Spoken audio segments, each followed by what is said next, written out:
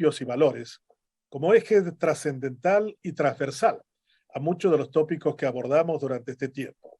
Empezamos con el filósofo Mario Ramos Reyes desde Kansas, proseguimos con el doctor Miguel Ángel Velázquez en la cuestión sanitaria, y hoy nos toca hablar con el licenciado de los Santos Lima sobre lo que yo considero la madre del borrego.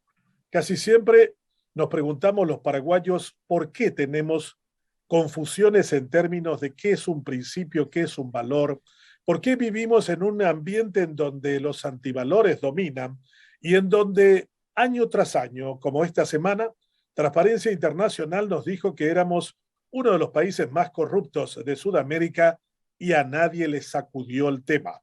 Un país de 7 millones de habitantes que puede dar de comer a 60 millones de seres humanos, tiene 2 millones de personas que van a la cama sin haber cenado.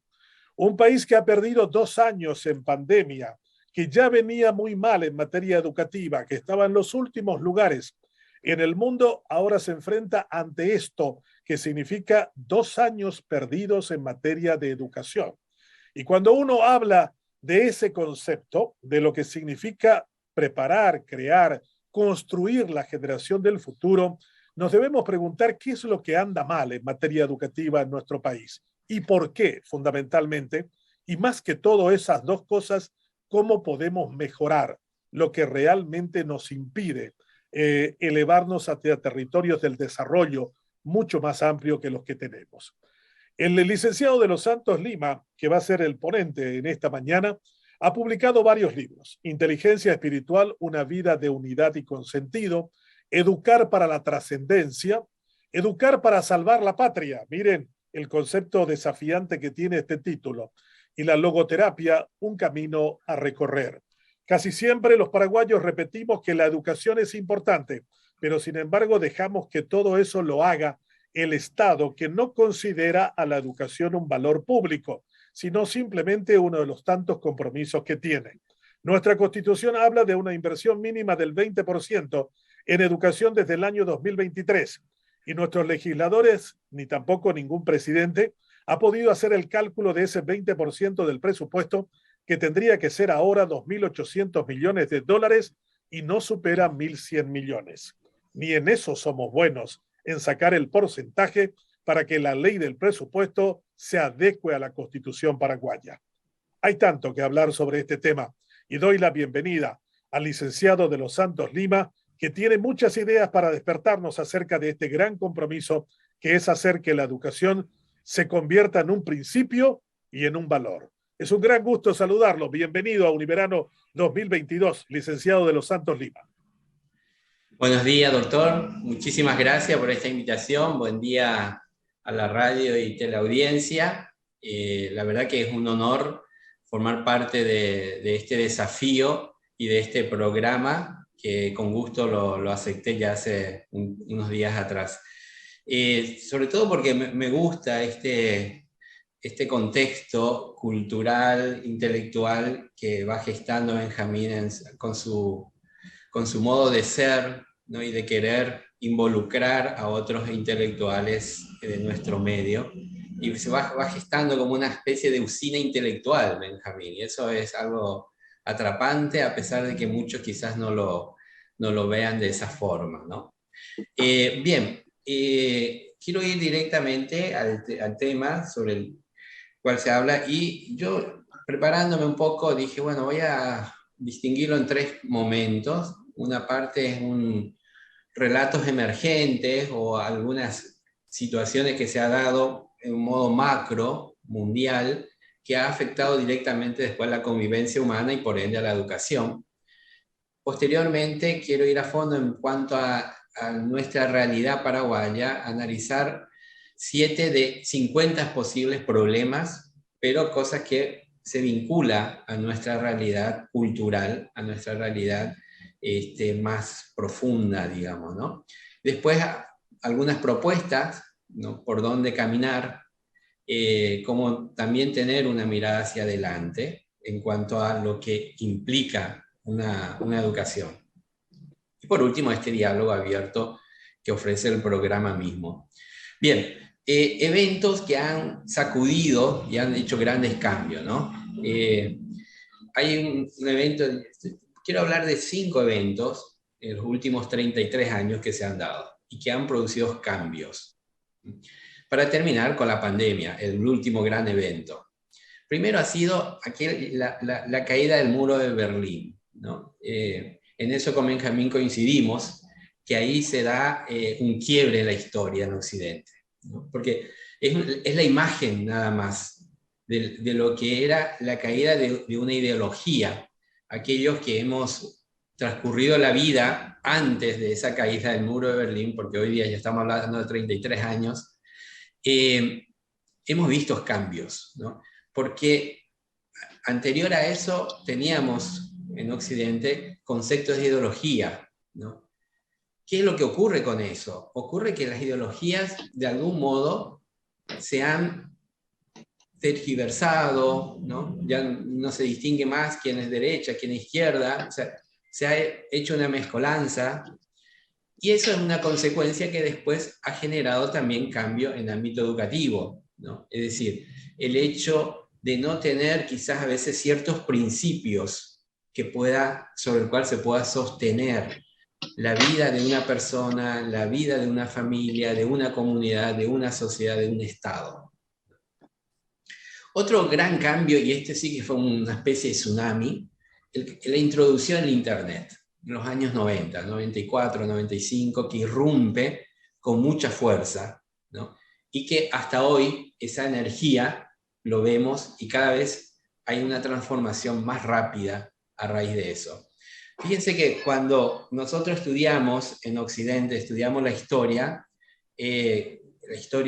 eurocentrista, digamos, una de las cosas que vemos es que los grandes cambios se iban produciendo cada 500 años, cada 1000 años, ¿no? Hoy día hablamos grandes cambios en 20 años, en 30 años, se producen grandes cambios. Y ese concepto del cambio continuo es algo que ha entrado y forma parte de nuestra vida. Nosotros estamos constantemente en ese proceso de cambio. El tema de Internet quizás ha sido el motor, ¿no?, que más ha impulsado a estos cambios, ¿no? Y no estamos para analizar ahora todo el efecto que eso ha generado y sigue generando en el mundo, ¿no? Desde lo bueno, desde lo positivo, porque realmente hay que reconocer, ¿no?, que hay muchas cosas muy buenas, y también algunas limitaciones que podemos encontrar detrás de eso. Otro gran cambio lo hemos visto con la caída de las Torres Gemelas, ¿no? No tanto por el hecho de las Torres Gemelas americanas ni nada, sino más bien porque introduce algo nuevo en la sociedad. El concepto del miedo, el concepto de la inseguridad, el concepto del terror, ¿no? Sí, yo me acuerdo, en ese entonces vivía en México, cuando se da lo de las Torres Gemelas, y después de eso ya no podías viajar, empezaba a sentir miedo en la calle, ¿no? Había una tensión constante, una sospecha constante del otro, ¿no? Y eso nos dejó como herencia la caída de las Torres Gemelas. No sé si en eso coincidirá Benjamín, pero efectivamente ha cambiado, ¿no? Ha cambiado esa persona de confianza, de libertad, a una persona de resguardo, de miedo, de encerrarse, ¿no?, en su propio espacio, en lo que sentía más seguro. Otro evento que ha producido grandes cambios quizás han sido los tsunamis, ¿no? Porque así como nosotros en este mes de enero hemos sentido lo que es el calor, ¿no?, a raíz de la deforestación y a raíz de tantas cosas, ¿no?, empezamos a sentir en la propia piel este gran pasaje que estamos advirtiendo del antropocentrismo al ecocentrismo. Es decir, el hombre que era centro, hoy día les tenemos que dar la palabra a la ecología como centro, porque si no lo cuidamos, como dice Jean Lovelock en un magnífico libro que se llama La venganza de la tierra, él decía justamente que si no le protegemos, la misma tierra se va a proteger a sí mismo y nos va a expulsar, ¿no? Y de algún modo eso lo estamos advirtiendo, ¿no?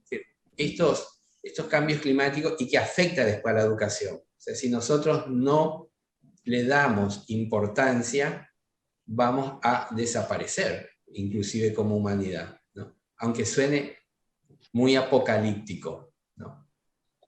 Después el último gran cambio que considero que se ha dado es lo de la pandemia, ¿no? Lo hemos vivido, ¿no? Y quizás sea, junto con la introducción de Internet, quizás la pandemia es lo que más ha afectado también a la educación, ¿no? Hoy día, le comentaba fuera del micrófono a Benjamín, tenemos chicos de tercer grado que no saben leer, no saben escribir, no se han socializado, ¿no? No conocen la identidad y la historia. Chicos que, de algún modo, podemos decir que son analfabetos, estando en tercer grado, ¿no? ¿Por qué? Porque la circunstancia de la pandemia ha llevado a ese tipo de situaciones.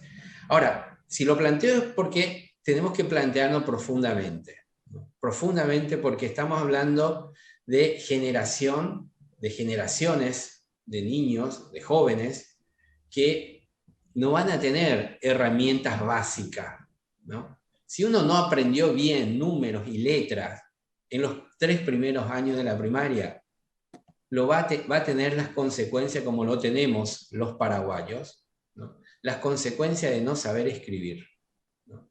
Y esas consecuencias lo vamos a sentir a los 30, a los 40, a los 50 años, ¿no? Porque tiene efectos directos. No solamente en la escritura, en el modo de pensar, en el modo en que construimos nuestro mundo.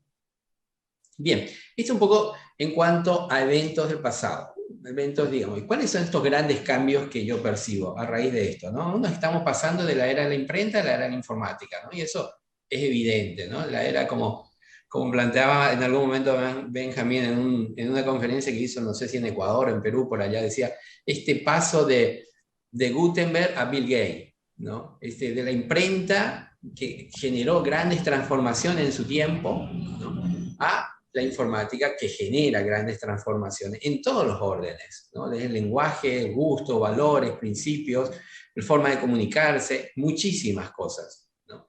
Este es un gran cambio que percibimos hoy día, ¿no? Y por ahí pasa no solamente la forma de comunicarnos, sino también pasa también la forma en que como construimos el conocimiento, cómo nos acercamos a la realidad de las cosas.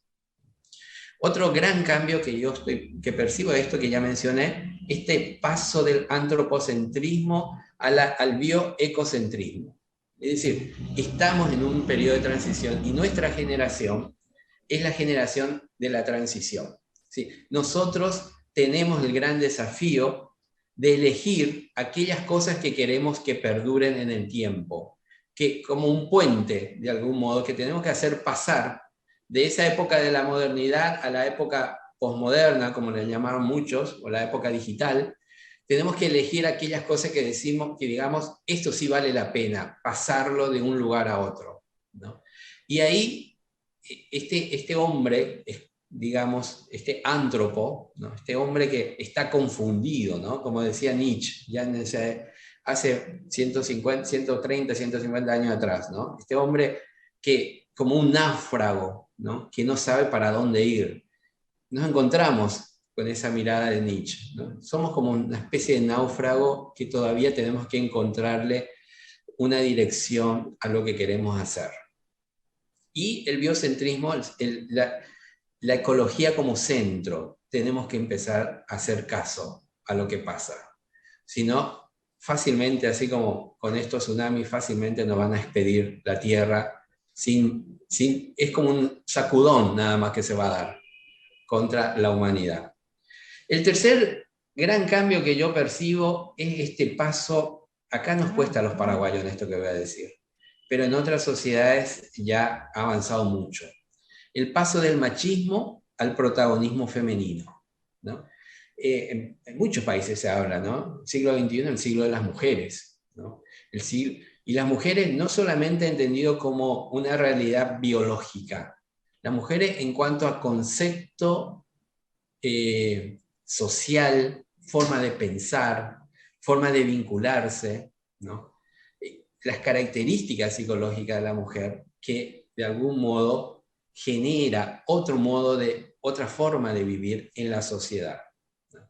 Entonces, esos cambios que estamos viendo, no solamente en nuestro país, sino que es a nivel mundial, ¿no? En algunos lugares ya está más avanzado que en otros, pero son cambios reales, ¿no? Que están gestando sociedades nuevas, modos nuevos de convivir entre nosotros. Por último, el cuarto gran cambio que percibo es el de la conformación de Estado que se ha dado en el siglo XIX, en gran parte, ¿no? Como Paraguay y muchos estados europeos y todos los estados americanos se han constituido en el siglo XIX, estamos dando ese paso a la era de la globalización del mundo, ¿no? Es decir, donde el Estado, de algún modo, sigue teniendo fundamentos, pero al mismo tiempo, si no se abre a dialogar con el mundo, tiende a desaparecer, ¿no? Su fuerza. De hecho, basta pensar en lo que hemos vivido nosotros en periodo de pandemia y con las vacunas, ¿no? Es decir, no contamos prácticamente, como decía el expositor anterior a mí.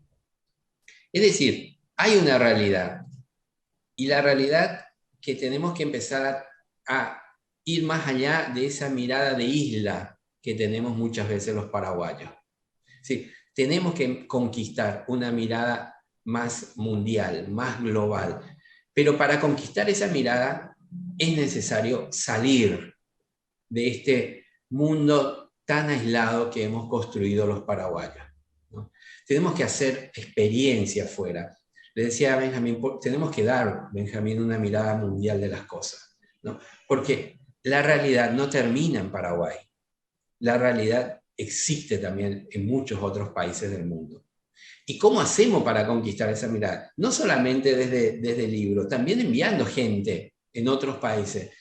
Una de las propuestas que yo manifiesto en el libro Educar para Salvar la Patria es que todos los años tendríamos que enviar por lo menos 5.000 de nuestros jóvenes a distintos países. Me llamo a Israel, a Japón, a Alemania, a Italia, a España, a Estados Unidos, que vayan y vean, que vivan lo que es otra cultura, para que aprendan y de ahí traerlo. Pero una cosa seria, bien hecha, no solamente turismo, con objetivos, con métodos, con técnicas, con pedagogía, con objetivos claros, ¿no? Que tienen que venir a implementar también acá, ¿no? O por ejemplo, eso que hizo Mujica en Uruguay, que pidió a Merkel que enviara a sus jubilados a Uruguay, jubilados alemanes que se instalaban en Uruguay por 6 meses, un año, ¿no? Para venir a enseñar en los pueblitos y demás.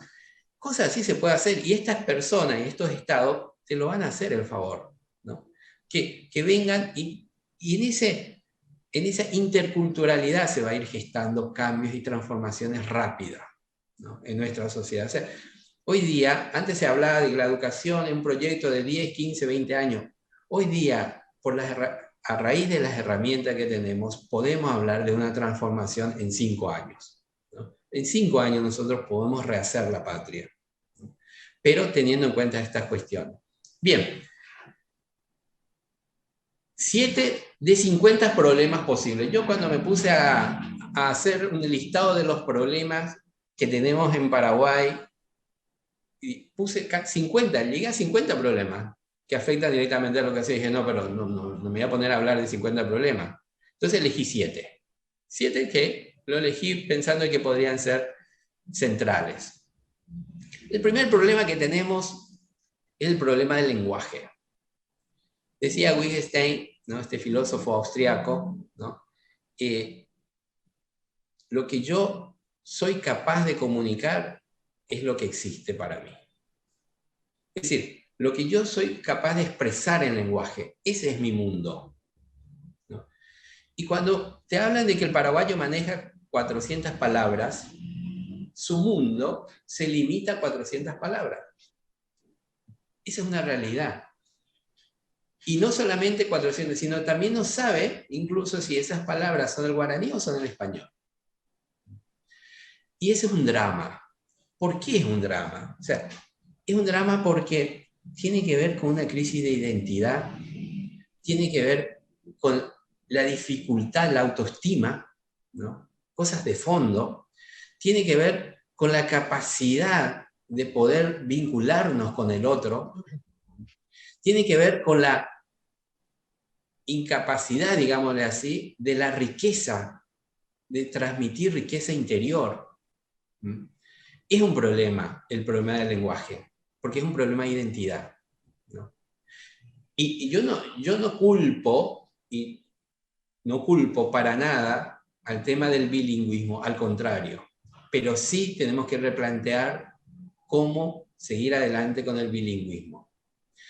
A mí me tocó vivir un año, terminar la carrera en Suiza.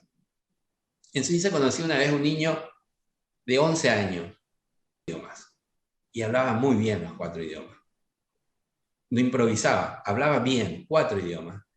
Y yo me acuerdo que me planteé, ¿cómo en Paraguay no logramos hablar bien los 2 idiomas? Hay algo que no va. Método, técnica, programas bien hechos, bien llevados a cabo. ¿No? ¿Sí? No es el problema del bilingüismo. El problema quizás que tenemos que sortear es método de cómo enseñamos el idioma. Por no hablar después de una tercera que podemos meterlo sin ningún problema, que pueden servir mucho más todavía, que puede ser el inglés, o el mandarinés, o lo que nosotros querramos, el alemán. Pero, sin lugar a duda, el tema del lenguaje es un problema, siendo que puede ser una gran posibilidad que tenemos los paraguayos. Porque somos uno de los pocos países, ¿no?, en el mundo que habla idioma de la cultura originaria, y eso es fantástico. Pero al mismo tiempo acá hay que mencionar otra cuestión. ¿Qué es lo que genera en nosotros esta biculturalidad, digamos? Un modo de pensar distinto, ¿no? Benjamín tiene experiencia, ha hecho estudios en Europa, en Estados Unidos, yo también me formé en Europa, y el modo de pensar del occidental europeo es lineal, causa y efecto. Es decir, se hace un diagnóstico, se hace un tratamiento, un procedimiento, se llega a un objetivo. Es lineal. Sin embargo, nuestra cultura es circular. Es decir, todas las cosas relacionamos con todo. Entonces generamos, por un lado puede ser muy interesante, pero generamos con una gran confusión. Nos falta cientificidad en nuestro modo de pensar. Nos falta método científico para poder llevar adelante ciertas cuestiones. Y esa falencia, ¿no?, lo podemos resolver mejorando no solamente la metodología de aprendizaje. Entonces, y son cuestiones que es solamente de ponernos de acuerdo de cómo vamos a introducir métodos. Y no solamente cómo vamos a hacer para que nuestros alumnos o la población aprendan a tener métodos propios de aprendizaje, porque cada uno puede desarrollar su propia metodología de aprendizaje. Este es un primer problema que noto en Paraguay. Es decir, ese problema del lenguaje, y después la segunda es la identidad cultural. O sea, vivimos en una tensión constante, ¿no? Una tensión constante que tiene que ver con la cultura, ¿no? No tenemos bien claro. Me acuerdo que una vez en una conferencia que coincidimos con el doctor Benjamín Fernández, él decía, el paraguayo no conoce a su bisabuelo. ¿Por qué? Porque la Guerra Grande de algún modo nos robó una generación entera, ¿no? Y de algún modo nos robó nuestra identidad histórica. Pero no solamente, sino que ese vacío de identidad histórica lo tenemos en nuestro inconsciente colectivo. Y eso genera dificultades, cuando el paraguayo se tiene que confrontar con un extranjero, siempre se pone por debajo, como que parte ya perdiendo más o menos. Porque pareciera que le faltara esa identidad sobre la cual apoyarse, ¿no?, sentirse seguro. Y la cultura paraguaya, aquí pienso que todos van a coincidir conmigo, es riquísima. Tenemos una cultura fantástica. Tenemos una cultura muy rica en valores, en forma de convivencia, ¿no? En lo artístico, en lo cultural. Tenemos una riqueza maravillosa, ¿no? A mí por lo menos me ha tocado vivir por lo menos por un mes o 2 meses en 17 países diferentes, entre Europa, América del Norte y América del Sur. Y la riqueza que yo encuentro en Paraguay es fantástica, ¿no? Que en muy pocos países lo he visto. Otra gran situación que tenemos que enfrentar son los valores. Mencionaba también hace rato eso, ¿no? O sea, si en la educación queremos hacer algo, ahora que estamos hablando mucho de la transformación educativa, si la transformación educativa no le ponemos ciertos principios axiológicos sobre el cual apoyar esa educación, va a ser muy difícil salir adelante. Porque lo que sostiene todo, lo que sostiene una persona, lo que sostiene una familia, lo que sostiene una comunidad, lo que sostiene una iglesia, lo que sostiene todo son cosas invisibles. Son los valores. Cuando los valores desaparecen, esa persona, esa familia, esa comunidad se destruye. Y lastimosamente digo yo que es invisible, ¿no? Porque si fuera un aparato como el aparato celular y a través de ahí metemos todos los valores, bueno, resolveríamos el problema inmediatamente. Pero hablamos de realidades, ¿no?, que no son tangibles, pero que sostienen todo el resto. Por eso considero de hablar de transformación educativa sin la axiología es hablar en el vacío. ¿Por qué? Porque son esos principios lo que van a hacer. Yo quiero mencionar 2 o 3 valores que considero fundamental. El valor de la responsabilidad, ¿no? ¿Sí? Si el paraguayo no aprendemos a dar respuestas a los desafíos que la vida nos pone, en las distintas circunstancias que la sociedad nos pone, porque responsabilidad, según mi maestro Víctor Frank, fundador de la logoterapia, 29 doctorados honoris causa, estamos hablando del hombre el más reconocido del siglo XX, por lo menos en premios. Él decía que la responsabilidad es la capacidad de dar respuesta a las preguntas que la vida nos va poniendo. Es fantástico tener esa mirada. ¿Qué tal si nosotros a los niños al primer grado le enseñamos a cómo dar respuesta a los desafíos que la vida le va poniendo a sus 6 años, a sus 7 años? O a ese adolescente, ¿no?, que de repente se le despierta su mundo afectivo, su mundo sexual, y le planteemos la sexualidad desde la responsabilidad, dar respuesta, ¿no?, a los desafíos y las preguntas que la vida le va poniendo. Otro valor que me parece interesante es el valor, el cual tenemos que desarrollarlo los paraguayos, el de la voluntad, ¿no? Nos cuesta, somos apáticos, nos cuesta ser dinámicos, nos cuesta transformar, nos cuesta tener metas, nos cuesta procesos, desarrollar procesos, porque hay que perseverar en el tiempo, ¿no? Yo me acuerdo, cuento como anécdota, así como para amenizar un poco esto, me acuerdo una vez aprendí en Italia a conducir auto. Entonces me fui con el instructor, Giuseppe, y Giuseppe me dice, mira, usted puede aprender en una semana o en un mes. Y yo le digo, bueno, yo estoy apurado, en una semana.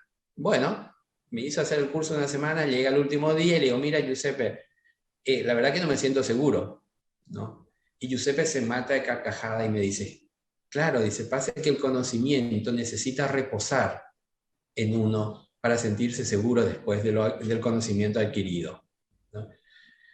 Terminé haciendo un mes, pero aprendí una lección importante con Giuseppe, ¿no?, que el conocimiento necesita tiempo, necesita asentarse, necesita procesar. Y a los paraguayos nos cuesta. No solamente, hoy día veo que en muchísimos países todo lo queremos inmediatamente. Y la educación tenemos que aprender a procesarlo. Y para eso tenemos que desarrollar la voluntad. Y esa voluntad también es cuestión de métodos, es cuestión de técnica, es cuestión de quererlo. Es decir, estos son principios al cual me refiero. Por ejemplo, nosotros decimos mucho en automático, lo decimos que el paraguayo es resiliente. Yo a veces lo acepto, esa idea, por el tema de la Triple Alianza, la Guerra del Chaco, años de dictadura, acepto. Pero el paraguayo necesita ser activo, ¿no? La resiliencia que vivimos es una resiliencia de la resignación, no nos queda de otra, ¿no?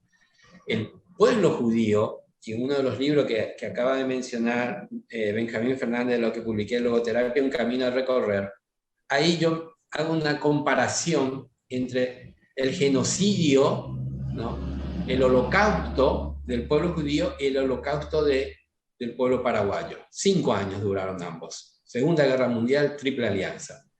Y hago una comparación. ¿Qué diferencia hubo entre el pueblo judío y el pueblo paraguayo? Y ahí es donde uno percibe, sí, el tema de la resiliencia, para nosotros es una resignación, a una aceptación pasiva muchas veces ante una realidad. Y eso lo vemos. Nos cuesta rebelarnos, ¿no?, en contra de algo que no va. Nos resignamos. Eso no es resiliencia. Resiliencia te pone en una actitud activa ante la pérdida, ante el dolor. Y nosotros simplemente lo hemos incorporado y lo hemos instaurado en nuestro inconsciente. Y nos ha generado una cultura pasiva en ese sentido.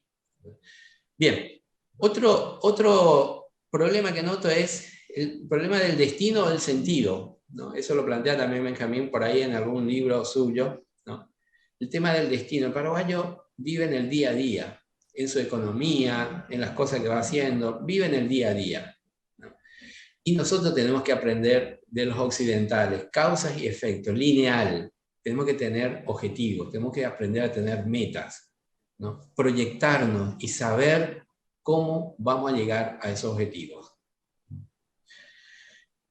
Otra cuestión, ya solamente el título porque estamos cansados de hablar del tema. Yo me acuerdo todavía en el año 94, 95, lo escuché por primera vez a Benjamín Fernández en una conferencia con el Monseñor Medina en la Universidad Católica y hablaban sobre el tema de la corrupción. Me acuerdo y dije, wow, cuando escuché a Benjamín ahí por primera vez quedé admirado del tema como lo planteó. El problema de la corrupción y la impunidad es algo que hace tiempo ha hecho metástasis, ¿no? Es más, creo que ya forma parte, como yo escribo en alguna parte del libro, forma parte ya casi de nuestro ser paraguayo, lastimosamente, ¿no? Lastimosamente, pero bueno, hay que ver la realidad. El médico tiene que ver realmente bien qué es lo que le pasa al enfermo para después poder diagnosticarlo. Y esta es una enfermedad muy grave que tenemos, muy corruptos y una justicia que no logra apararse por sí mismo. Entonces caemos en la impunidad. Un sexto problema que planteo y que hemos tomado conciencia recién ahora es el tema ambiental, ¿no? Y es un problema, y va a empezar a ser un problema cada vez más grave, ¿no? En un país que tiene tanta riqueza, vivimos con tanta pobreza. Un país rico, quizás sea uno de los países más ricos que pueda existir, ¿no?, en cuanto a recursos, y quizás sea uno de los países que vivimos con mayor pobreza. Pero la pobreza es porque nosotros, los paraguayos, hemos creado una sociedad corrupta, una sociedad que no logramos compaginar bien entre nosotros las cosas. Problema de salud física y psicológica. Sí, estamos viviendo y hemos visto, la pandemia, una de las cosas que hizo fue poner en evidencia, ¿no?, nuestros recursos en cuanto a la salud, o el no recurso de la salud, ¿no? Pero no quiero limitarme solamente a la salud física, biológica, también hay muchos problemas, y yo soy un especialista en el tema, problemas psicológicos, ¿no?, y lastimosamente todavía no tenemos los paraguayos la cultura, ¿no?, de acudir a un especialista en el tema de la salud mental. Bien, hasta ahí los problemas. Ahora quiero pasar rápidamente, no sé si puedo seguir, Benjamín, o ya me excedí en el tiempo. Adelante, adelante. Propuesta. ¿Qué propuesta? La primera propuesta, y ahí pienso que todos coincidimos, todo el mundo hablamos de pacto nacional, todos hablamos de Asamblea Nacional, sí, fantástico, y hoy se habla de la transformación educativa, y el primer punto que plantea es un gran pacto nacional. Pero ¿qué tiene que ser lo esencial en ese pacto nacional? Yo diría, cosas simples. Los paraguayos no estamos para hacer muchas conjeturas, ¿no?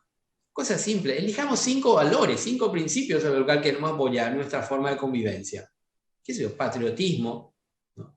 Si pudiéramos conquistar nuevamente nosotros el valor de ser verdaderos patriotas, qué fantástico sería, ¿no? Porque un gran problema que tenemos, sobre todo en el ámbito político, es no ser patriótico. Porque el patriota ama a su pueblo. El patriota se juega por su pueblo. Y si pudiéramos introducir en esa gran Asamblea Nacional la palabra patriotismo, ya sería un gran salto.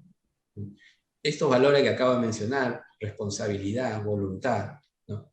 Sí, 5 valores, ¿no? Pongámonos de acuerdo en eso, y sobre esos 5 vamos a trabajar en las empresas, en ámbitos políticos, en las empresarial, vamos a trabajar con los militares, en los policías, en las escuelas, en la iglesia. Es de esos 5 valores, nada más. Ideas claras, concretas, y ahí vamos. Aunque tengamos que cambiar esos valores quizás después de 2 o 3 años. Otro valor que yo pondría mucho, por ejemplo, es la justicia. Es la justicia. Yo trabajé en Tijuana con el gobernador Eugenio Lordi, Baja California. Trabajé en un proyecto muy interesante que se llama La Cultura a la Legalidad, que lo desarrolló Leoluca Orlando en Palermo, en Sicilia. ¿Qué es lo que hizo Leoluca? Desde la escuela empezó a educar a la ciudadanía en las leyes, en el cumplimiento de las normas, en los derechos, ¿no? En las obligaciones. Y así fue desradicando la mafia de Palermo. Hasta ahora sigue siendo gobernador Leoluca Orlando en Palermo. Y tuvo mucho éxito. Y ese trabajo lo hemos hecho, ¿no? Si pudiéramos introducir en el ámbito educativo la cultura de la legalidad, yo estoy seguro que en 5 o 7 años transformamos nuestra educación y nuestra forma de convivir en la sociedad paraguaya. Es cuestión de empezar a tener una visión distinta, a conocer lo que ya se ha hecho en otros lugares, para poder incorporar aquellas cosas que puedan funcionar en nuestro país. Entonces, eso, un primer punto que me parece importante, otorgar una cierta autonomía, ¿no?, a la educación. Yo, una cosa que le decía también a Benjamín, yo apuntaría a una autonomía, como lo hicimos con el Banco Central, la economía, y el cual nos ha sostenido en los últimos 20 años, ¿no? Hoy día uno puede ir a hacer vacaciones en Brasil, en Argentina, y el guaraní tiene un peso, ¿no? O sea, podemos irnos y no tener miedo a tener que gastar, porque el guaraní tiene ahora un valor, ¿no? ¿Por qué? Porque hace 20 años atrás, hace 20 y tantos años atrás, unos paraguayos se pusieron a hacer en serio las cosas, ¿no?, y lograron esa autonomía. Entonces hoy día, en medio de las crisis de los países alrededor nuestro, nosotros por lo menos seguimos sosteniendo eso. Si pudiéramos hacer lo mismo con la justicia y la educación, seríamos Pelé. Sí, lograríamos sacar adelante un país en serio. Si lográramos a darle la autonomía y una mirada estadista a los educadores en el ámbito de la justicia, la hicimos. Es más, yo no digo sacarlo de la política, porque la política está en todas y está bueno que esté en todas, pero sí sacarlo del partidismo político. Es decir, sacarlo del trapo rojo y el trapo azul. Si nosotros lográramos que estas 3 realidades lo sacáramos de ese trapo rojo y el trapo azul, ya la hicimos, a mi criterio. Y eso lo podemos hacer. Y eso tiene que formar parte del Pacto Nacional. ¿Sí? Pero para eso necesitamos próceres en esta época. Personas pensantes, personas que aman su patria, para poder lograr ese gran cambio que necesitamos hacerlo en poco tiempo. Bien, enseñar métodos de aprendizaje, técnicas para hacer, enseñar a convivir, enseñar a hacer, ¿no? Son cuestiones que se hablan en todo el mundo. El informe de Delors, Sabater, que mencionaba Benjamín, ¿sí? Hablan sobre todas estas, digamos, estos procesos que se tienen que ir dando en la educación, lo cual comparto plenamente. Elegir disciplinas, y acá quiero mencionar algunas disciplinas que yo elegiría para poder tenerlo en cuenta en la educación. La cultura de la legalidad, que ya mencioné, la educación emocional y espiritual, las dos cosas. No confundamos, ¿no? O sea, son dos aspectos de nuestra inteligencia múltiple: la inteligencia emocional y la inteligencia espiritual, ¿no? Hay países como Canadá, Alemania, Inglaterra, que ya empiezan a introducir en las instituciones educativas a cómo desarrollar su inteligencia espiritual. Yo he sido uno de los primeros pioneros que ha publicado un libro sobre inteligencia espiritual en el año 2010. Cuando es en América del Sur todavía no se hablaba de esto, porque fueron los alemanes, los ingleses, los primeros que se han dado cuenta de que dentro de la inteligencia múltiple planteado por Gardner faltaba uno, que era justamente la inteligencia espiritual, que nos ayudaba a trascender, que generalmente se desarrolla en ámbito de la filosofía, de la teología, ¿no? O personas religiosas, pero la religión es un aspecto nada más de la inteligencia espiritual, o de la dimensión espiritual del hombre. Yo educaría al paraguayo, porque cuando uno le educa a desarrollar su capacidad espiritual, le educa la capacidad de trascender. Y trascender significa trascender inclusive los condicionamientos que tenemos en la espalda. Tenemos muchos condicionamientos los paraguayos. Nuestra historia, como acabo de mencionar, el partidismo político es un condicionamiento que tenemos. Y si nosotros enseñamos a nuestros alumnos a saber trascender, ¿no?, desde su dimensión espiritual, desde su inteligencia espiritual, entonces vamos a lograr realmente estar al tono de las exigencias de nuestro tiempo. Bien, impulsar la educación en la familia, en la escuela, y acá también otra propuesta que yo haría, de no limitar la educación a una cuestión meramente formal de aula, ¿no? Sí, el aula, la educación formal se ha vuelto, como mencionaba yo hace rato, como una gran bodega, donde hay que meter todo ahí. Sí, la escuela tiene que resolver problemas de salud, problemas de alimentación, problemas psicológicos, problemas económicos muchas veces, como si fuera que la escuela es el único centro donde se tienen que resolver todos nuestros problemas sociales. Y hemos olvidado de lo más importante: enseñar, aprender, educar, ¿no? Qué fantástico sería poder sacarnos, sacudirnos de todos esos problemas para que en la escuela el niño vaya a aprender y que el docente se sienta a enseñar, se sienta libre, en confianza en poder enseñar, que no tenga miedo al abogado que está escondido detrás de cada uno de sus alumnos, ¿no? Sí, qué fantástico sería que le pudiéramos devolver al maestro esa autoridad para que pueda realmente sentirse bien a poder enseñar. Por supuesto, también tenemos que formar también a los maestros. Bien, mejorar la enseñanza y el aprendizaje del lenguaje. Ya dijimos, impulsar a que los jóvenes y maestros realicen experiencia de pasantía en países avanzados, ¿no? Yo no tenía miedo. 1000 docentes al año que podamos enviar en distintas partes del mundo, ¿no? Bastaría 6 meses, ¿no? O las vacaciones de verano, los 3 meses, que vayan a hacer experiencia en otro lugar, bien hecho, bien organizado, ¿no?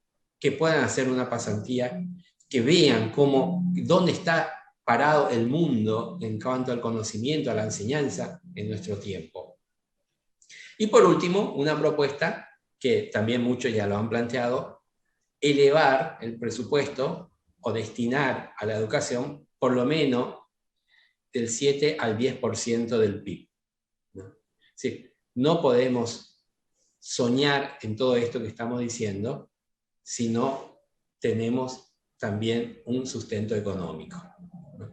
Y no solamente el PIB, hablaría también de todo eso que se malgasta, Yacyretá, Itaipú, y que lo podamos destinar también a este objetivo, si queremos que nuestra patria y nuestra cultura perdure en el tiempo. Hasta acá estas propuestas. Gracias, gracias de los Santos Lima por esa explicación tan provocativa, por esta charla tan estimulante, que nos lleva a todos a repensar qué es lo que estamos haciendo en materia educativa y cómo podemos cambiarla. Desde San Pablo, el primer comentarista y el primero que hace una pregunta sobre el tema es Víctor Raúl Benítez, a quien le damos la bienvenida. Muchas gracias, Benjamín. Muchas gracias al doctor Santos Lima. Estoy aquí en un día lluvioso en São Paulo. Y la evaluación el análisis que quiero hacer es el siguiente. Muy oportuno el escenario de cambios mucho más acelerado que él nos plantea en los últimos tiempos, que ya no es cada 100 años o 500 años, sino que los cambios se vienen cada 10, cada 20, cada 30 años, cada 3 años. ¿Por qué no? Y él hablaba de la caída del muro de Berlín, luego habló de las Torres Gemelas, de la globalización y de un tema muy importante, la irrupción de las mujeres en la vida social, política, económica de una manera diferente. Y por último, el tema ecológico, no menos importante, que plantea el doctor y se refiere a lo que yo llamo la era del antropoceno. Las Naciones Unidas también lo llama así, que es la presión antrópica que está generando un gran cambio climático por efecto del hombre sobre la naturaleza. De todos esos cambios, mi pregunta es, ¿cuál es el cambio que más afecta al Paraguay? La globalización, la caída del muro de Berlín, la cuestión femenina, etcétera. Esa es mi pregunta concreta. Porque la globalización, por ejemplo, que generó que rápidamente se globalizara esa crisis financiera del 2008 y se transmitiera a la economía real, no llegó al Paraguay. Porque el Paraguay es un país orgánico, no está muy conectado a los grandes mercados internacionales. Es uno de mis puntos de vista alrededor de los cambios. Lo que quiero escuchar es del señor Santos Lima, del doctor, cuál es el cambio que más afecta al Paraguay en particular. Gracias. De los Santos te escuchamos. Sí, yo creo que el tema de Internet es algo que afecta muchísimo. Lastimosamente, la afectación es más, a mi parecer, es más negativa que constructiva del Internet, ¿no? ¿Por qué? Porque estamos gestando una generación, como decía un poco, una masificación, ¿no?, de personas sin criterios, ¿no?, sincretistas. Entonces, eso es un problema real, ¿no?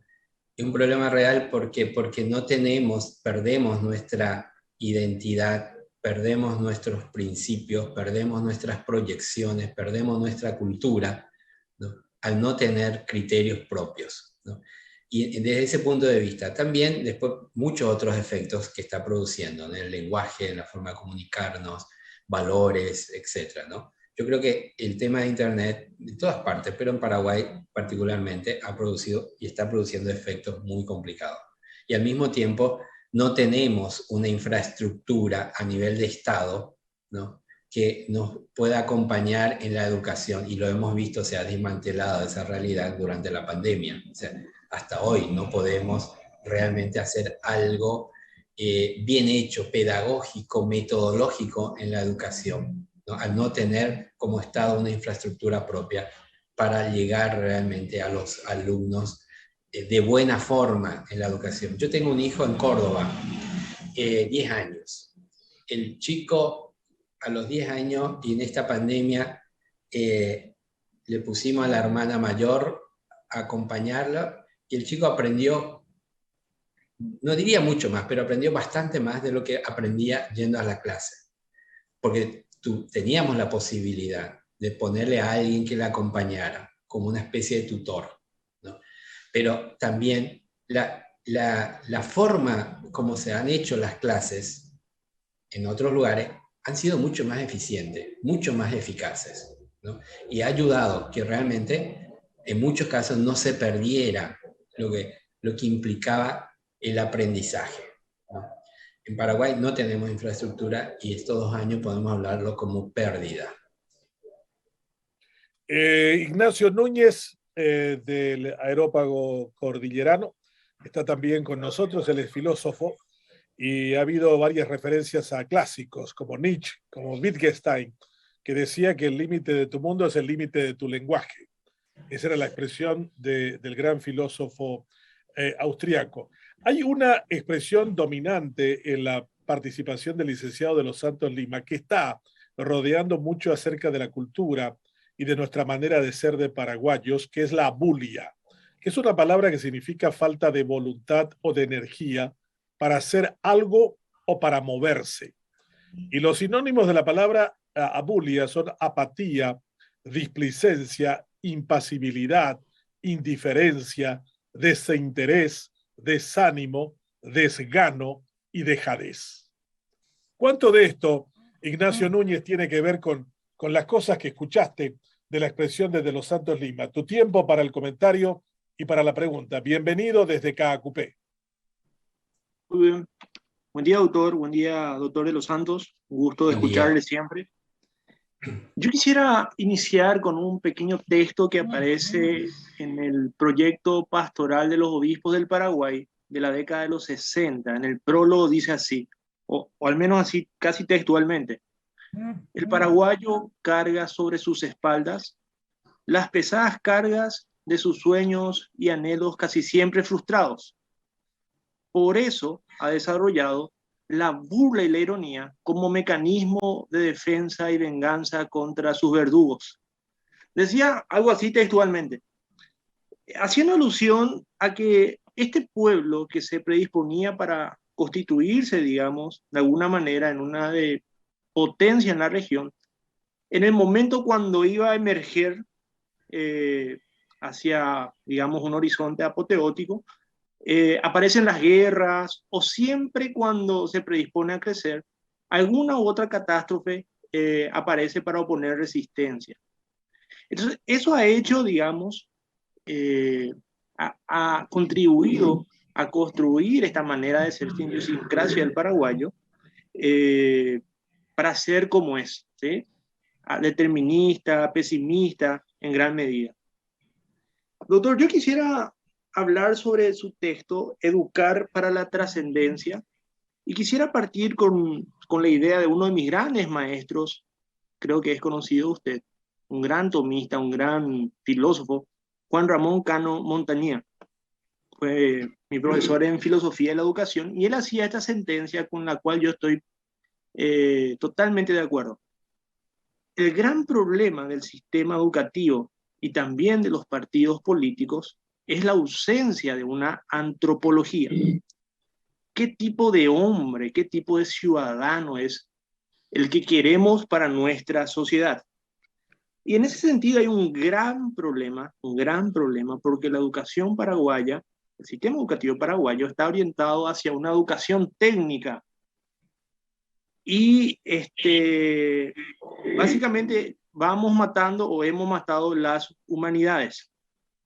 Y como sabemos, la técnica y la educación tecnológica no se piensa a sí mismo como diría Heidegger. Hay una anécdota que quiero comentar que me llamó mucho la atención cuando a Albert Einstein le preguntaron ¿qué es la física? Y él respondió esto: yo no sé qué es la física, yo hago física. Pero podemos preguntarle a Karl Edmund Popper, mi amigo, el filósofo de la ciencia.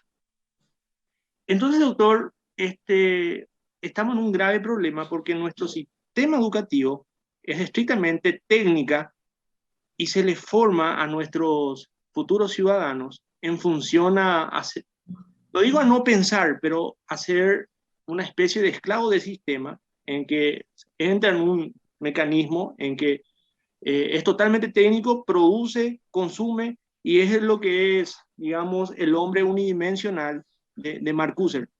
Entonces, doctor, cuando usted afirma en su libro Educar para la Trascendencia, ¿a qué se refiere cuando afirma, cómo se entiende la trascendencia en la educación? O sea, ¿hacia qué trascendencia? Entendiendo que la educación técnica no se encierra en un inmanentismo, o sea, nos reduce a un materialismo y nos olvidamos de la trascendencia. Eso uno, doctor. Y lo segundo, ¿cómo recuperar el valor de las humanidades en nuestro sistema educativo? Bien.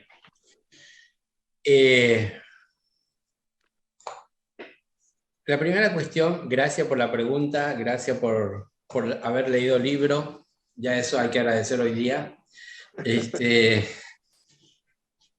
El tema antropológico es un tema central, ¿no? Porque te define qué tipo de persona, qué tipo de familia, qué tipo de sociedad queremos construir, ¿no? Porque al fin y al cabo, todo eso son construcciones que hacemos los seres humanos. Y el ser humano tiene una identidad, ¿no? Y ahí, en el texto, yo planteo, ¿no?, el antropológico partiendo de Frank, partiendo de Buber, bueno, muchos humanistas, personalistas, existencialistas, planteo el concepto de que hay que tener en cuenta, en la mirada antropológica, hay que tener en cuenta 4 dimensiones importantes. La dimensión físico, la dimensión psíquico-emocional, la dimensión social, el vincular, y la dimensión espiritual trascendente. ¿Sí? Si nosotros, desde la educación, tenemos bien claro la mirada antropológica y estas 4 dimensiones del ser humano, ¿no?, y educamos, ¿no?, al niño, al joven, a tener en cuenta esas 4 dimensiones, ¿no?, vamos a tener una persona sana, una persona equilibrada, una familia estable, una sociedad que sabe hacia dónde caminar, ¿no? Cuando yo hablo de la palabra trascendencia, me refiero desde la mirada logoterapéutica, que es la que yo ejerzo y la especialidad que tengo, me refiero a esa mirada de Víctor Frank, que estando en el campo de concentración durante la Segunda Guerra Mundial, él hace esta experiencia de la libertad interior a pesar de estar en un campo de concentración. Es decir, uno es capaz de trascenderse aún en medio de condicionamientos, aún en medio de tantas limitaciones. Si nosotros lográramos transmitir, ¿no?, al otro que tiene esa capacidad, que tiene esa posibilidad de trascender su condicionamiento histórico, cultural, alimenticio, legal, político, ideológico, etcétera, partidista, ¿no?, esa persona, si logra entender que tiene la capacidad de construir conductas propias independientemente a factores causales, ¿no?, que pueden ser de la más variada, pero a su vez tiene la capacidad, porque tiene la conciencia, porque la educación, no tenemos que olvidar que la educación no es simplemente transmitir conocimientos y nociones, también tiene el compromiso de afinar y sensibilizar la conciencia, de manera que la persona pueda percibir ciertos valores que están encerrados detrás de la circunstancia que les toca vivir, ¿no? Sí, entonces esta trascendencia o este educar, desarrollar su capacidad integral, lo que vamos a hacer es que esa persona pueda luchar a trascender esos condicionamientos. Nació pobre, nació humilde, nació con ciertas dificultades físicas, etcétera, pero tiene la capacidad de poder superar. Conocemos muchas historias de muchas personas que han tenido esa capacidad, que en algún momento dado se encontraron, ¿no?, con esa experiencia trascendente y han logrado trascender sus condicionamientos. Si eso nosotros lográramos transmitir en las aulas, vamos a cortar por lo menos 30 años de atraso que tenemos. Gracias, de los Santos Lima. También nos da mucho gusto en otra parte del mundo, a más de 14.000 kilómetros de distancia de Paraguay, dar la bienvenida a un maestro paraguayo en Vannes, en la Bretaña francesa, ahí en ese territorio bastante espectacular que tiene Francia, que tiene muchos años enseñando en esa parte del mundo. El maestro Isidro Guerrero Cabrera es de Itagüá y se encuentra viviendo una experiencia cultural desde hace más de 3 décadas en Francia. Y con él solemos conversar mucho sobre las nuevas tecnologías, las nuevas maneras de aprendizaje y de conocimiento que tienen en Francia. Me llamó la atención que Francia volvió a los dictados hace muy poco tiempo y diciendo que con eso se promueve la atención, se promueve la escritura, se promueve la memoria. Y sobre eso también estuvo siguiendo de cerca toda la conferencia del licenciado de los Santos Lima. Y le doy la palabra al comentario de Isidro Guerrero Cabrera y su pregunta. Bienvenido, Isidro.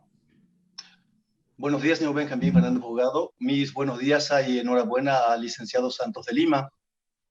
Es muy interesante la ponencia del licenciado Santos de Lima sobre la situación global de la educación en Paraguay. Hace, como usted dice, más de 3 décadas que yo estoy aquí en Francia viviendo y participando con mi modesto trabajo de docente en el porvenir de la quinta potencia mundial. Si algo debo apreciar en la ponencia del licenciado Santos Lima, son 2 puntos. En primer lugar, la autoestima. Los paraguayos tenemos poca autoestima en realidad, y eso se refleja en nuestro modo de ser ñane tinduñan de paraguayo cuando estamos, no tenemos esa capacidad de mirar de frente a las personas, por un lado.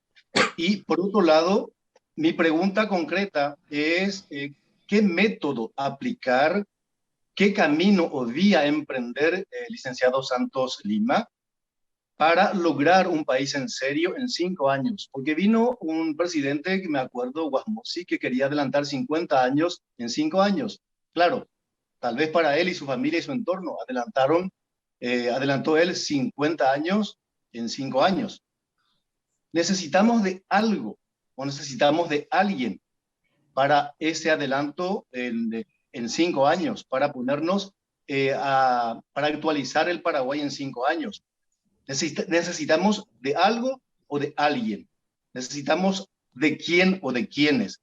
Porque ¿cómo emprender el cambio en el Paraguay cuando que sabemos que nuestro país es un apayuay, es un yaboray, donde todo está imbricado, concatenado, donde quienes manejan los hilos del poder en absoluto están interesados que el paraguayo se despierte, que el coenyú llegue a cada hogar paraguayo?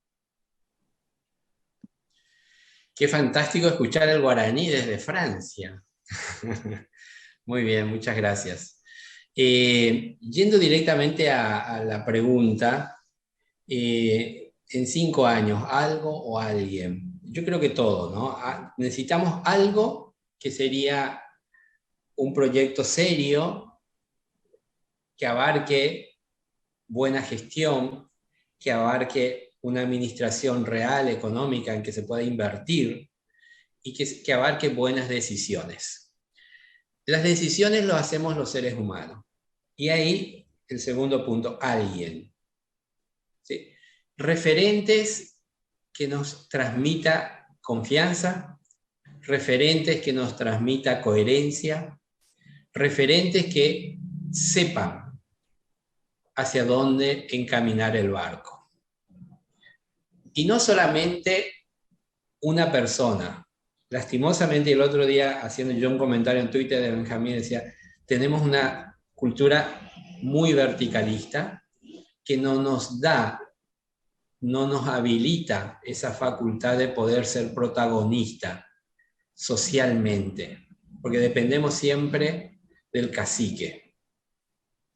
Entonces, ese alguien, más bien yo pensaría en una colectividad de personas, una minoría quizás, pero una minoría pensante.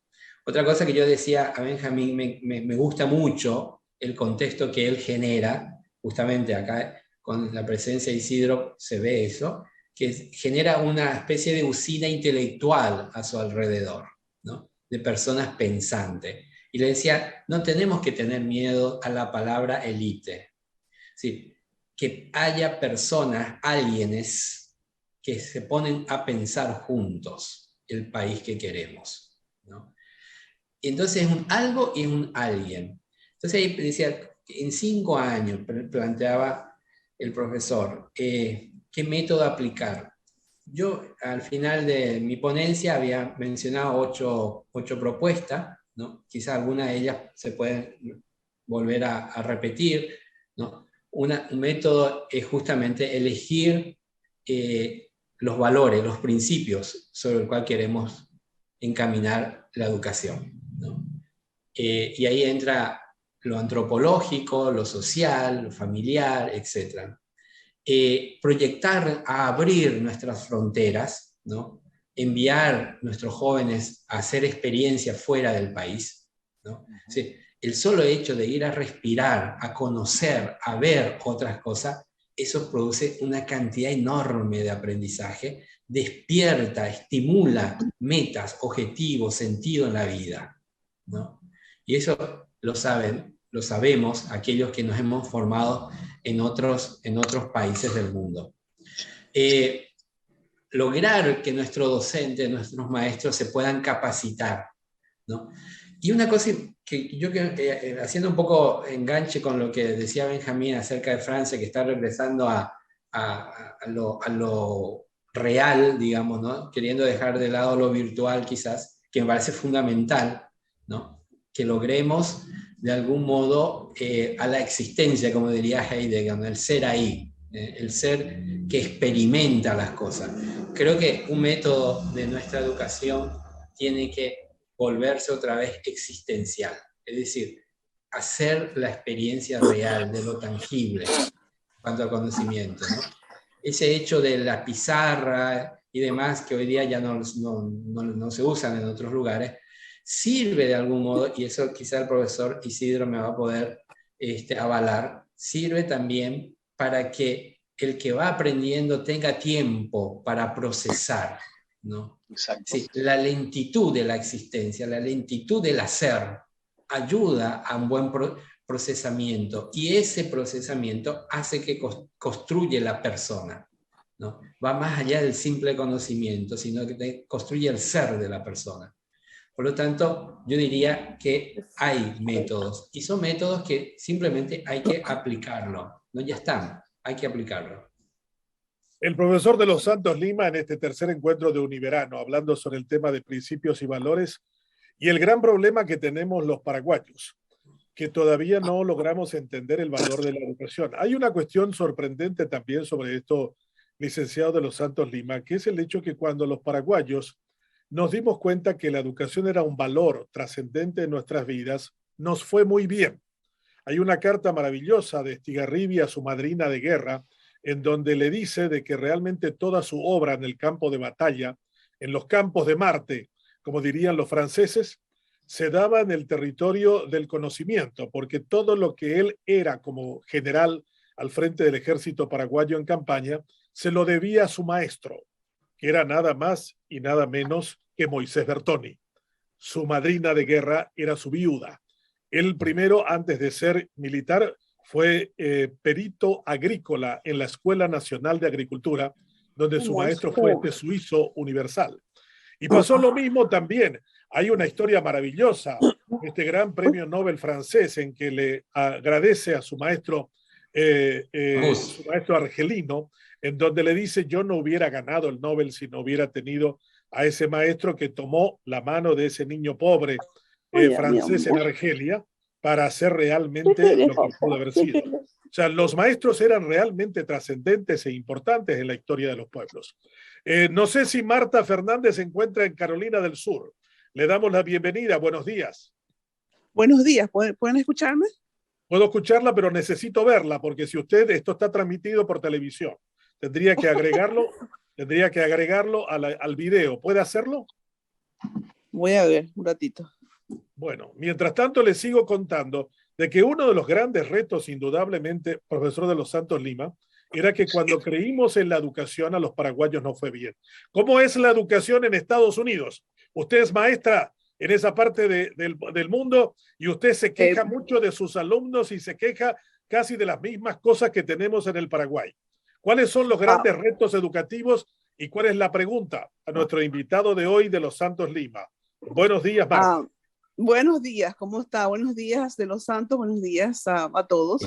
Un día muy frío en Carolina del Sur. Recién estoy volviendo de 10 días de COVID-19, yo enseño inglés como segundo idioma a los chicos recién llegados, a los inmigrantes recién llegados a los Estados Unidos. La mayoría de mis estudiantes no hablan español como primer idioma. Ellos son de Guatemala. Ellos tienen diferentes dialectos. Y 80% de ellos no ha ido a la escuela, no ha tenido una educación formal, no ha ido por una razón de que no pudieron o no quisieron, o una mezcla de los dos, ¿verdad? Y más la pandemia, ¿verdad? De 2 años. Y entonces tenemos estudiantes que están en sexto, séptimo grado, que no saben escribir ni leer ningún idioma. Esa es la realidad que tenemos. Está hablando usted de un país del primer mundo y hay niños y jóvenes de 7 años que no saben leer ni escribir en Carolina del Sur. 14 años. Tengo chicos también hasta de 17 años que no saben leer ni escribir en su primer idioma y quieren que aprendan el inglés. ¿Y cuál es el mayor drama educativo de Estados Unidos? Que puede elegir a Donald Trump teniendo 80 de las 100 mejores universidades en ese país. Creo que tenemos muchos de los dramas en común que la realidad, yo llamaría realidad, ¿verdad? La realidad igual como los demás, como todo el mundo, ¿verdad? Tenemos estudiantes que vienen a nosotros que están totalmente bombardeados con la media, que viven con el celular, ¿verdad? Porque los chicos llegan de manera ilegal a los Estados Unidos. El primer día no tienen celular. El tercer día, en mi escuela, ya tienen. Yo no les permito usar el celular. Ellos les pongo una canastita y ellos saben que tienen que dejar ahí. Eso fue un problema porque los otros maestros les dije, no, ustedes me tienen que ver con, si tienen 6 sentidos, si tienen 7, los necesito como esponjas. Ustedes me tienen que mirar, yo los necesito acá, en la inmediatez, ahora. Yo digo, ¿qué es eso? Hay mucho, ¿verdad? Y para todos, ¿verdad? Vienen muy ansiosos, también vienen enfermos. Este COVID que yo tengo y le transmití a mi esposo fue por eso. Vinieron 2 estudiantes con COVID y enfermaron a las 4 maestras que los vemos todos los días. Estuvimos enfermos. Esa es otra realidad también en este momento. No saben leer, no saben escribir, no saben jugar, porque es como un juego ser estudiantes, ¿verdad? No pueden quedarse sentados más de 1 minuto. No saben ni agarrar el lápiz. Pero hay otros que sí. Están haciendo, ellos no saben sumar ni restar. No saben, por ejemplo, la línea numérica negativa y positiva, no pueden entender eso. Yo cada día que estoy le digo 7 por 7, pues yo le hablo en español. Me tienen que responder así como mi papá me enseñaba y tienen que pensarles, no me importa, piensen, cuenten con sus dedos, no tengan pena por eso. Esa es la realidad. Y es un poco difícil, pero tampoco no sabemos, Benjamín, hasta qué punto. Yo les pregunto, ¿qué es lo que ustedes quieren ser? Ellos dicen, no sabemos. Ellos no tienen esa idea de qué es lo que pueden ser. Ellos vienen de una realidad que es muy diferente que la gente de la clase media, ¿verdad? Y yo te estoy hablando de la clase media, por ejemplo, porque yo tengo estudiantes mexicanos que vienen de México y que están a la altura de los demás estudiantes norteamericanos, ¿verdad? No en el idioma, pero sí en el conocimiento. Y ellos se caen, se llama fall in the cracks, se caen ahí en el agujerito. Y nadie, ya no se recupera. Yo pregunté a mi jefe, le dije, ¿qué vamos a hacer con él? Y me dice preguntarle a fulana de tal. Fulana de tal sabe menos que yo. Y me dice, yo no sé. Es decir, nadie quiere, o si no te dicen, oh, vamos a hacer una reunión, porque siempre, no sé quién dijo, cada vez que no se quiere solucionar algo, se dice, vamos a hacer una reunión. No existe. Entonces ese chico, ¿qué pasa? Ya no quiere venir, ya se va. Ellos, y estos estudiantes míos también vienen a estudiar hasta las 4 de la tarde y luego se van a trabajar en las polleras. Ellos llaman polleras, donde matan a los pollos. Y se trabajan de allí de 5 a 11 de la noche. Y yo les digo, hay un programa que se llama Rosetta Stone, que es para aprender el inglés, y yo les dije, porque yo fui la primera maestra en este sistema que les conseguí, yo tuve que pelearme, porque es caro. Y yo les dije, necesitan ellos pueden, así como con la computadora, ustedes tienen su teléfono, pongan acá su headphone o lo que sea, y escuchen, aprendan inglés en ese momento, mientras están matando pollo o lo que sea, ustedes están escuchando, repitiendo. No es fácil, especialmente para profesores que les importa, ¿verdad? Porque eso es el otro lado. No es tanto el educando, es el educador, ¿verdad? Porque tiene que ser una sinfonía armónica entre los dos. Tanto el maestro tiene que dar, pero tampoco no puede, porque no se le puede pedir tanto al maestro, ¿verdad? Exigir tanto como que te piden demasiado a nivel administrativo para lucir bien, porque eso es lo que pasa. Es también que el alumno quiera aprender y que uno quiera enseñar. Eso es cuando es una fantasía, es una armonía de lo que uno quiere hacer. Es una historia de amor y de pasión y con eso conlleva todo, ¿verdad? Creo que yo tengo 23 años enseñando, 3 años enseñando idiomas en Paraguay y acá el resto acá enseñando idiomas. Y es una lucha. A veces te cansa. Gracias a usted por su intervención desde Carolina del Sur. Esa lucha de los Santos Lima en materia educativa en el Paraguay debe ser enfocada hacia dónde, porque algunos dicen tenemos un gran problema con muchos maestros que ingresaron a la tarea docente sin tener el verdadero interés en hacerlo. Dicen que en Paraguay las 4 profesiones más importantes están en manos de perdedores sociales, de social loser, aquellos que no pudieron ser otra cosa más que maestros, los que cuidan la cabeza, los curas que cuidan el alma, los policías que cuidan las calles y los militares que cuidan las fronteras. ¿Es así, profesor de los Santos? No, sin lugar a primero quiero hacer un comentario acerca de la profesora sobre los procesos que observa en Estados Unidos, ¿no? Yo creo que una de las cosas en el cual nos encontramos en este momento, nos debatimos ante una palabra que tiene entre la evolución y la involución, ¿no? Hay 3 autores muy interesantes, Marcuse, que habla de la unidireccionalidad, ¿no?, en la que nos encontramos, un Humberto Eco, que habla a pasos de cangrejo, ¿no? Si estamos volviendo para atrás, un Lipovetsky, que habla de la era del vacío, ¿no? Sí. Sin lugar a duda, nos encontramos en esa tensión entre la evolución y la involución, ¿sí? Y hay posturas divergentes entre pensadores de muy alto calibre y entre espíritus muy formados también, ¿no? Si estamos avanzando o más bien como humanidad estamos retrocediendo. Y ese es un poco el planteamiento que se da no solamente en Paraguay, en todo el mundo, ¿no? ¿Por qué? Porque hay una especie de automatismo, hay una especie de masificación en las cosas que vamos viviendo a nivel mundial. Cito solamente esos libros porque son aconsejables para su lectura. Y en relación al planteamiento de Benjamín, no, sin lugar a duda, uno de los dramas que tenemos en Paraguay, siempre quizás por no tener una sociedad organizada y no tener una economía en el cual uno pueda apoyarse, entonces, ¿qué pasa? Que desaparece también la vocación, la búsqueda de una vocación real en las cosas que uno hace, ¿no? O sea, ¿por qué uno se mete en estos ámbitos que decía, en la educación, los profesores, en la policía, en temas militares? ¿Por qué? Porque le da un sustento económico, una seguridad económica, ¿no? Es lo único que le atrae, digamos, ¿no? Y ahí desaparece el concepto de la vocación, ¿no?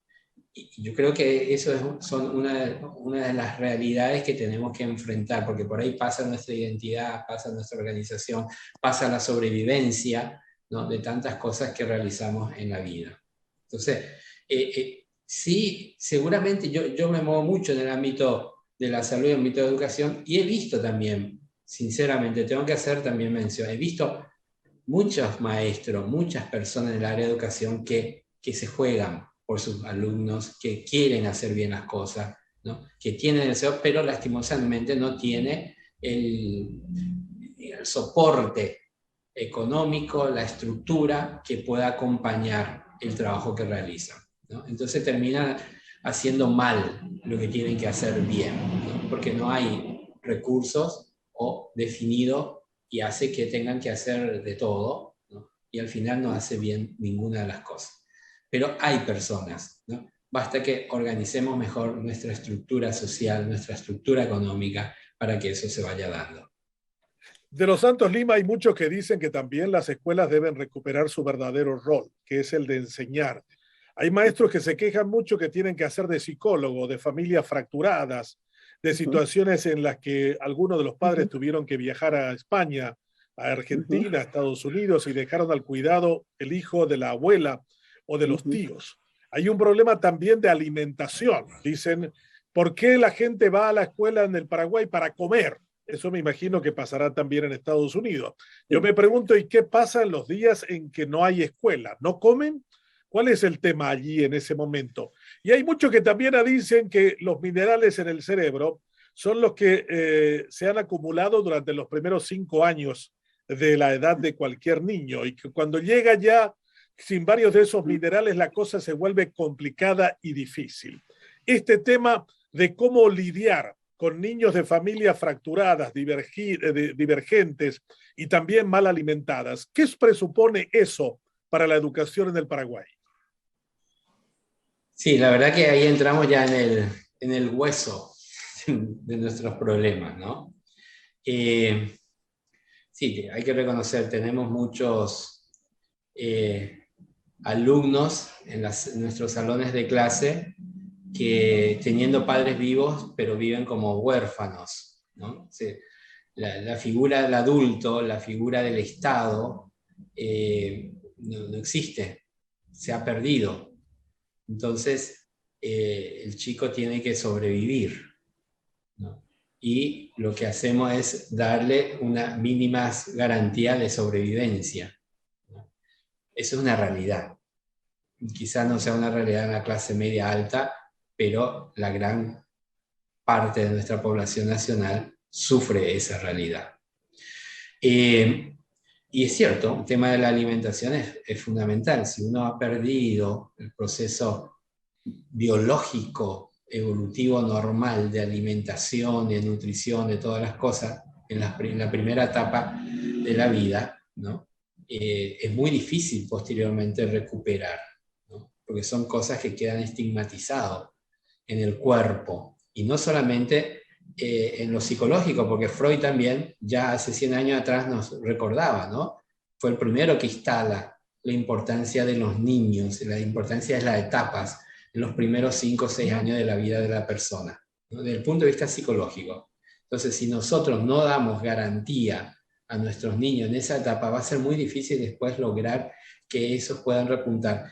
Lo lograremos con las otras cosas que dije anteriormente. Sí, podemos transmitir una inteligencia espiritual, una inteligencia que le ayude a trascender sus condicionamientos, inclusive físicos, muchas veces.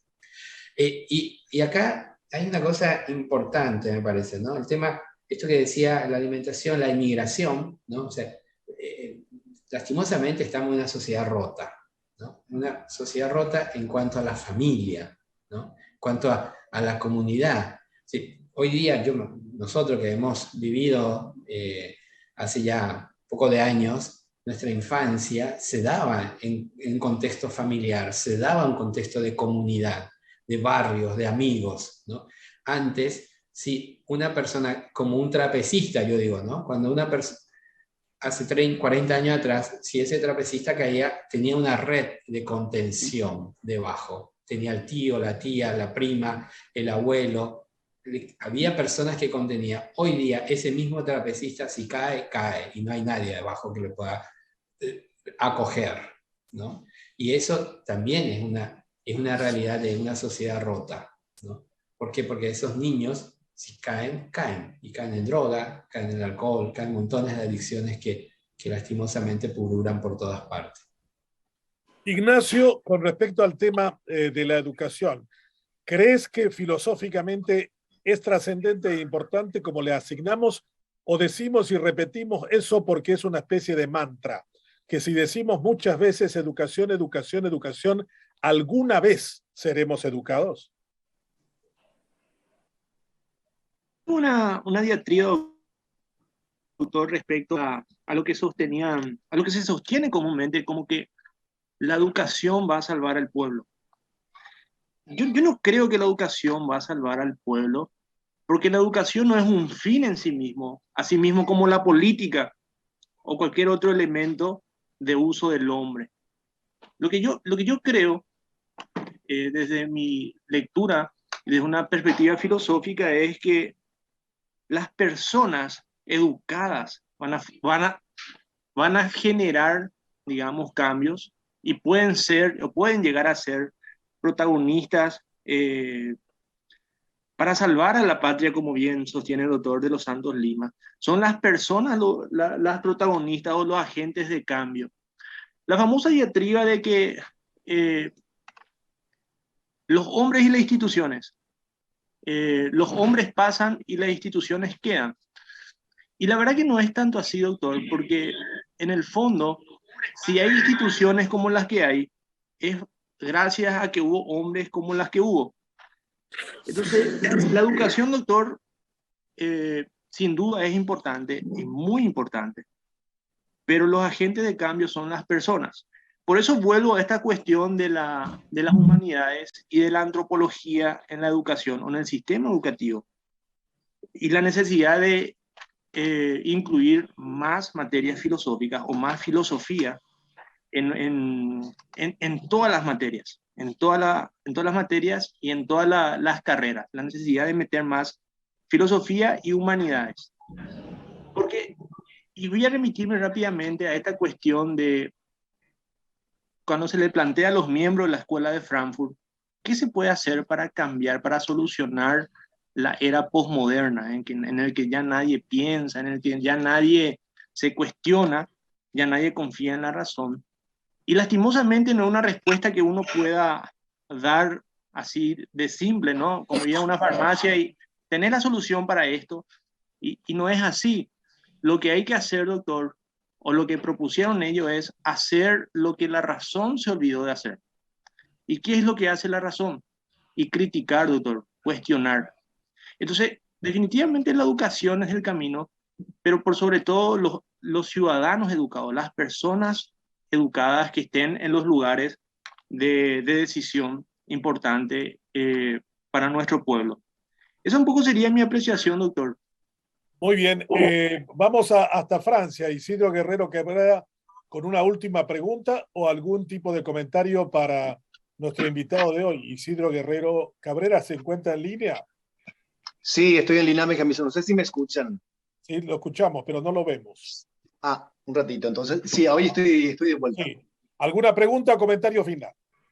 Sí, en realidad había olvidado mencionar el segundo punto de la ponencia del licenciado de los Santos Lima, que se refiere al bilingüismo. Yo tuve muy buenos formadores, muy buenos mentores, entre ellos puedo citar al padre César Alonso de las Heras, de la Congregación de los Sagrados Corazones, del Sagrado Corazón de Jesús de Betarrán, del Colegio San José, y decía el padre Alonso que en el Paraguay nadie pierde ni gana reputación, por un lado, y por otro lado también decía que el paraguayo a veces no somos ni chicha ni limonada, y yo un poco parafraseándolo a él, suelo decir que en Paraguay no hablamos ni castellano ni guaraní, sino un yo para. Entonces, yo pienso que una de las tareas que tenemos que tener en perspectiva de realizar es aceptar, valorar y poner en práctica esa riqueza que tenemos y que despreciamos, como tantas riquezas como la hidroeléctrica que tenemos o los yacimientos de mármol que tenemos, pero los convertimos, como usted dice en su libro, en cal. Entonces, esa riqueza de bilingüismo que tenemos, debemos apoyarlo y valorarlo. Como última pregunta, yo quisiera hacer la siguiente. Sabiendo cómo el paraguayo es apático, abúlico, indiferente, como la paraguayo y antes de huila cuando le embretamos. Entonces, ¿Cómo? Yo estoy preocupado realmente, señor Fernández Bogado, como usted bien lo sabe, y lo mismo se lo digo al licenciado de los Santos Lima, de los Santos Lima, ante esa pasividad.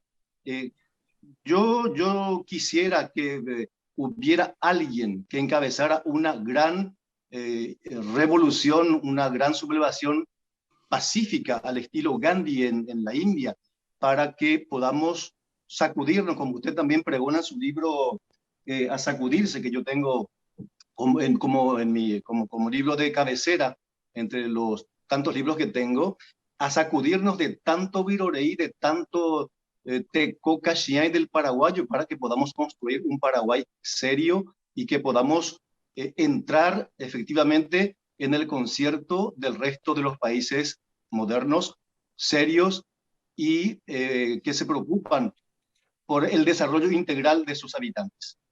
Gracias al maestro Isidro Guerrero Cabrera desde Bretaña Francesa. Vamos a Estados Unidos, Carolina del Sur. ¿Cuál es la última reflexión que quiere hacerle a nuestro invitado de esta mañana en Univerano, Marta? Nada, solamente muchas gracias por su participación. Ojalá que usted pudiera, gente como ustedes, ir a hablar a los estudiantes, ¿verdad? Que sea por Zoom, que ellos que entiendan que no están solos. Esa yo digo que es la soledad del maestro, al menos acá. Uno cierra la puerta y uno está solo sin encontrarse, sin poder hablar con sus compañeros de trabajo, porque acá uno tiene 20 minutos para estar, ¿verdad? Para irse al baño, para cocinar, calentar su comida. Esa solidaridad y el conocimiento entre los colegas es muy importante. Creo que eso es lo que falta. Gente como ustedes, ¿verdad? Que vayan y hablan, que digan, ¿saben qué? Este es un tema que vamos a hablar sobre la comunicación, sobre la filosofía, mostrar, por ejemplo, este señor que está en Francia, que es bilingüe y que miren lo que pueden hacer. Ahora será trilingüe, ¿verdad? ¿Qué pueden hacer con el idioma y a lo que lo puedan lograr? Tenemos que mostrar más gente positiva, gente de carne y hueso, no la gente que se hicieron las plásticas, gente rica y compañía, ¿verdad? Gente que son reales, ¿verdad? Esa es mi opinión. Y muchas gracias de los Santos. Gracias a ti, también de Carolina del Sur, desde Francia. Y tiene la última intervención nuestro invitado de hoy, que ha dado una magnífica exposición y nos ha sacudido profundamente sobre las cuestiones educativas. Con usted, licenciado de los Santos Lima. Sí, quiero terminar esta hermosa mañana con ustedes, reflexionando sobre un hecho histórico de nuestro país y que ojalá lo podamos volver a repetir en esta década. Hace 100 años atrás, Paraguay tuvo los grandes líderes. Ha tenido muchos buenos líderes en la década de los 1920 hasta la Guerra del Chaco. Y personas pensantes y personas estadistas. Elige Ayala, bueno, un montón de gente. Ojalá 100 años después volvamos a repetir esa historia. Lastimosamente, esa generación quedó medio truncada con la Guerra del Chaco, pero gracias a ello también pudimos ganar la guerra. Ojalá 100 años después podamos sentarnos juntos, patriotas, pensantes, que aman su patria, que quieren hacer seriamente las cosas con responsabilidad y podamos sacar adelante un país, ¿no? Este país necesita de próceres, necesita de gente que realmente se juegue por la patria. Y respondiendo directamente a la pregunta de Isidro, ¿no?, acerca de qué hacer con este hombre apático, ¿no?, el paraguayo, cuando encuentra un líder que le transmite mística, que le transmite coherencia, que le entusiasma, se alinea, y se alinea rápido, y obedece, y hace, ¿no?, y transforma, ¿no? Y lo que tenemos que buscar entonces es un grupo, por más de que sea minoría, de personas patrióticas, próceres, que transmita una mística. Pero no ya un individuo aislado, sino una comunidad de personas que tengan ese objetivo hacia adelante para este país. Eso creo que es lo que nos falta y lo que podemos, porque tenemos gente, tenemos personas, solo que tenemos que sentarnos a mirarnos y a tener una mirada compartida de lo que tenemos que hacer de aquí en más. Profesor de los Santos Lima, ha sido un verdadero placer. Gracias por participar de este encuentro de Univerano. Ha sido un verdadero gusto tenerlo con nosotros. Muchas gracias. Así hemos concluido el tercer encuentro de Univerano.